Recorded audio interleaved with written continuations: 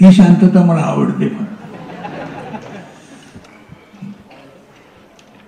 महाराष्ट्राचे सांस्कृतिक कार्याचे मंत्री श्री आशिषजी शेलार आणि माझ्या स्टेजवर बसलेले सगळे माझे मित्र आणि सगळे या कार्याशी संबंधित असलेले लोक यांचा मी पहिल्यांदा आभार मानतो. आवाज थोडा खराब झालेला आहे, तो ऐकण्याची तयारी ठेवा. फक्त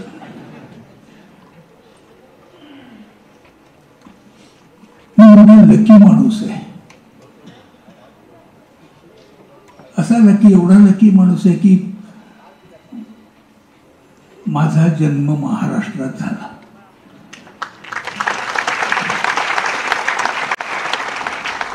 या महाराष्ट्रामध्ये कला, आर्ट याला जास्ती महत्व आहे आणि जास्ती समज पण आहे लोकांमध्ये.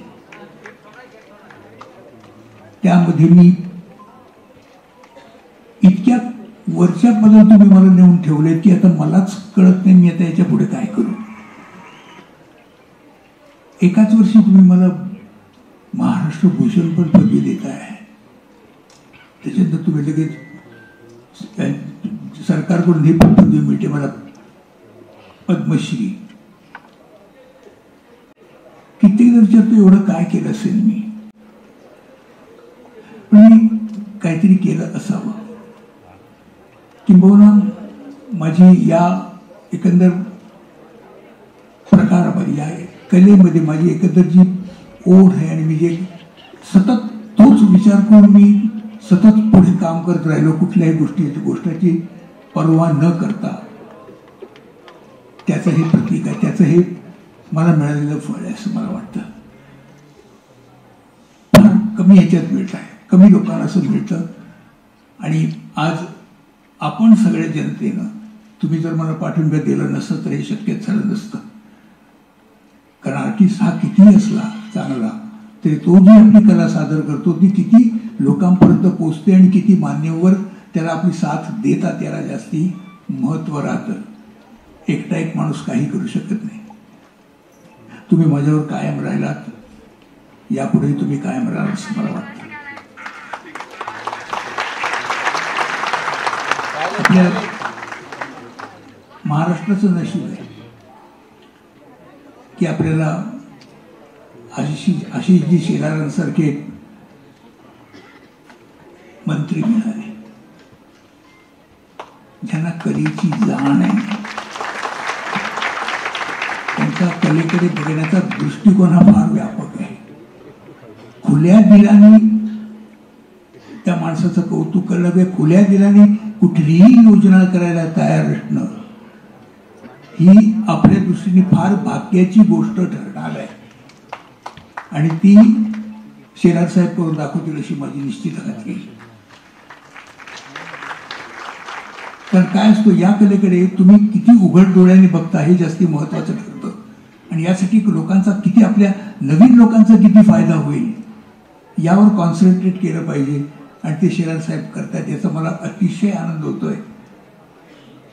तेव्हा मला वाटतं की पुढची जी वाटचाल आहे आपल्या लोकांची ही निश्चित यशस्वी व्हावी. निरनिराळ्या प्रकारच्या सुविधा देऊन, निरनिराळ्या प्रकारचे प्रोग्राम्स करून हे साध्य करता येणार आहे. आणि ते शेलार साहेबांच्या याच्यामध्ये निश्चित होतील अशी खात्री आहे. मुळात म्हणजे मी माझ्याबद्दल मी काय बोलू, माझ्याबद्दल काहीच बोलणार नाही. माझ्याबद्दल खरं म्हणजे लोकांनी बोलायचं असतं. तर मी जर बोललो होतो ते फार विचित्र वाटेल. बघा माझा आवाज सुद्धा फाटतोय बघा. पण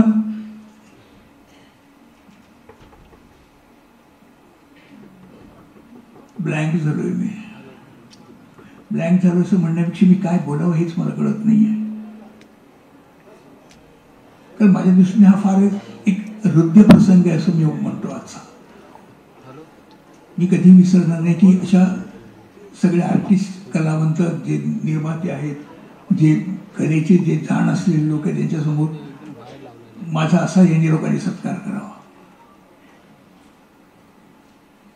काम करत राहायला पाहिजे, काम करतच राहणार तुम्हाला आनंद होईपर्यंत. जोपर्यंत तुम्हाला आनंद वाटेल तोपर्यंत काम करणं हेच माझं काम राहील. किंबहुना तुम्हाला आवडो अथवा न आवडो, पण माझं काम तसंच राहील. आणि मला माहिती आहे की माझ्या पुढच्या वाटचाली सुद्धा तुम्ही मला तशी साथ द्याल. मी खरं म्हणजे मला जास्ती आणि काय बोलता येणार नाही, याच्यापेक्षा याच्या पुढे मला काय करायचं हे फक्त मला विचार करायचा आहे, जास्ती बोलण्यापेक्षा. बोलून मी काही सिद्ध करू शकत नाही, माझ्या कृतीने मी करून दाखवायचा प्रयत्न करेन. अशोकजी, तुम्ही साक्षीदार इथे प्रेक्षागृहामध्ये रंगमंचावर उपस्थित आहेत, त्यामुळे आमच्या सगळ्यांकडून तुम्ही कृतज्ञतेचा आणि मानाचा नमस्कार स्वीकारा. चित्रपताका अशी होऊ दे, यंदाचा महोत्सव असा होऊ दे जो तुम्ही आजपर्यंत जे काही काम केलेलं आहे अशा आमच्या मराठी चित्रपटाच्या शिलेदाराला अभिमान वाटला पाहिजे, एवढीच इच्छा मी व्यक्त करते आणि तुमचे आभार व्यक्त करते, मनापासून आभार. आता जो महोत्सवाने केलेला आहे हा फार फायदेशीर ठरणार आहे सगळ्यांच्या दृष्टीने देखील. आणि जे महाराष्ट्रात जेवढे जे नट आहेत त्यांना चांगले चांगले पिक्चर बघून त्यापासून शिकता येईल. कारण आर्ट ही शिकवून येत नाही, ती स्वतः आत्मसात करावी लागते. आणि मला वाटतं हा महोत्सव त्याला कारणीभूत होईल, अशा तऱ्हेचा महोत्सव.